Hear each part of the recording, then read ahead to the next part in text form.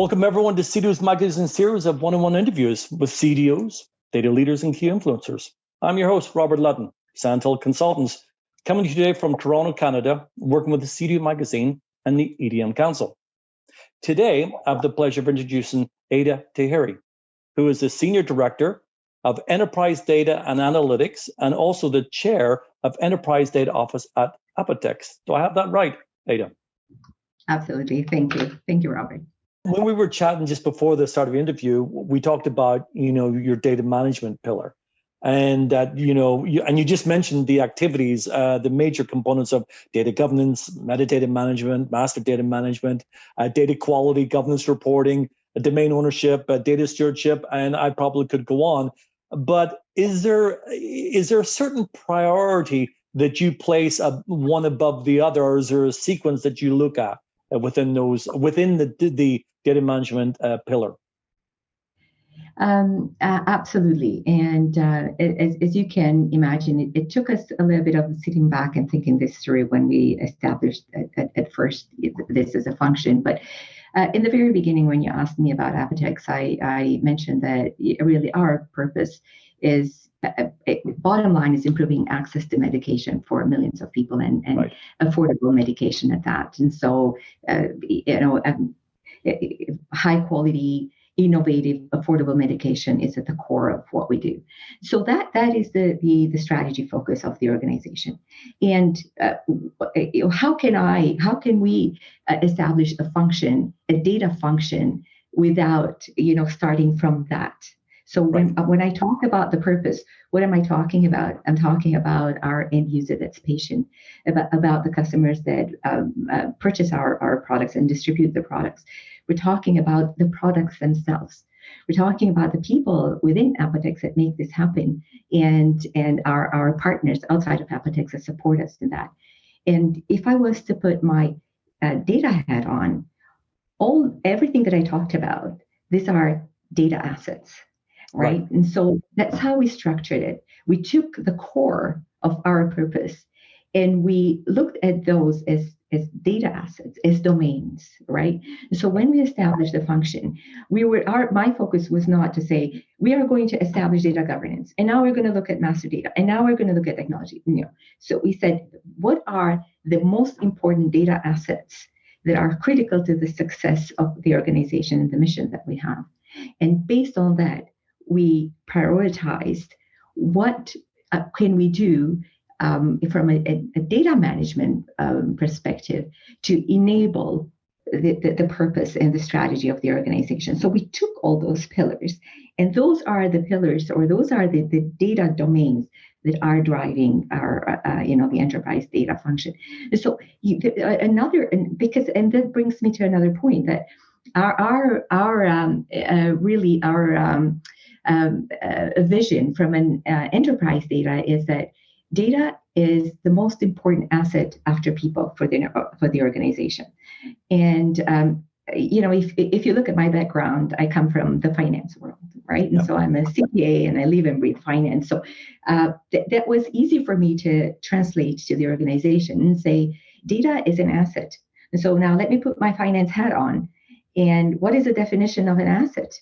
Right? So it's any resource that is owned by the organization that we manage and leverage to drive future benefits. And so when I look at the data as an asset and all these components, whether it's the product, the material, and the customer, and the people, so we treat them as such. So we manage them and leverage them. So combining that with the strategy of the organization or of the company, it was easy for us to focus on the main data assets and start looking at the components of each of those data assets and start working on the governance, the definitions, the metadata, all the components of good data management, right? And so that's how we are prioritizing.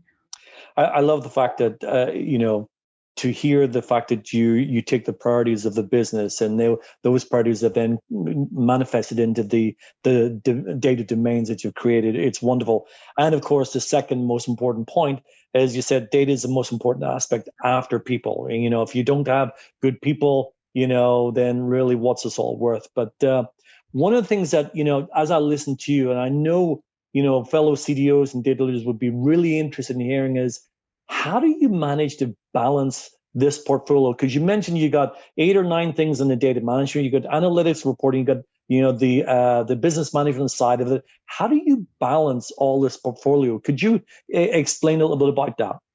So, as I said, we started with the data management aspect, and we made a decision early on to say we are not going to use Excel workbooks. No offense, but we are not going to use Excel workbooks and databases anymore to manage our data. We will have to invest on technology and resources to support us and to enable us. And it was a risk that we took, right? Because as a new function, as a new program, you don't have all the subject matter expertise, and you don't know what you don't know, right? Yeah. But we actually relied on the vendors and our external partners and the institutional knowledge that we have built, and definitely on our our global IT department to support us with that. But we made that investment in technology, so the data management and the technology that we built around it kind of complemented each other. Right. So when we talked about implementing, for example, some definitions or some metadata or some data quality rules, then we are using the technology to also educate, right, and to enable the organization to make a lot more progress than they would have made otherwise. Right. Right. And so by connecting the two together, it's difficult to manage in the very beginning, but it gives you that hard work and that slow move in the beginning. It gives you a solid platform to move forward. Yeah, I can see that. It may be difficult in the beginning, but the cost savings are down the line once everything is updated and running smoother than when you first start out. So yeah, I see that. Curve, it's very steep after that, right? And so it's not slow. Yeah, no, the benefits are there.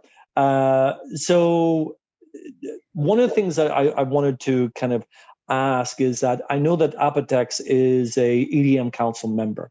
And so I wanted to hear from you what you saw the alignment between their DCAM model, the data management capability maturity model, and your EDM portfolio that you're managing.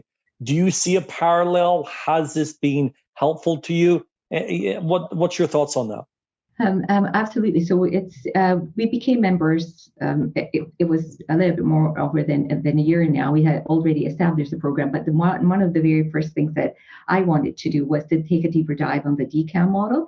And even though we have not embarked on the full assessment using the DCAM model of our function and data management at Apotex, we have made sure that we are using all the pillars, all the components of DCAM as areas that we are working on. And I was really very pleased to see at that time that analytics was added, and we had already started having the conversations within the organization on the analytics.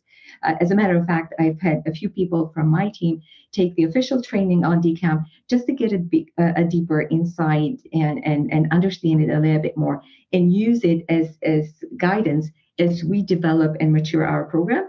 And our intention is to kind of do a formal assessment sometime at the end of this year, or probably beginning of next year.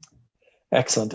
When I was doing some research both on your bio and on Apotex, I noticed that you had mentioned about seizing the current business burning platform issues to advance your own internal programs. And I thought, that's very smart, because you want to tie your kind of funding to issues that are going on in the business and things like that.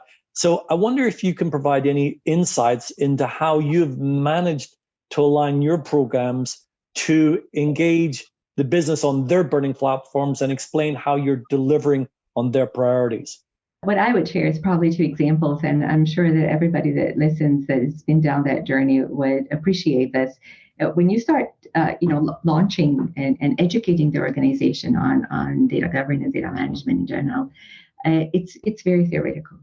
Right. So you can try to give them the concepts, what does it mean, but until something happens, and areas of the business feel the pain, the appreciation is not going to fully be there.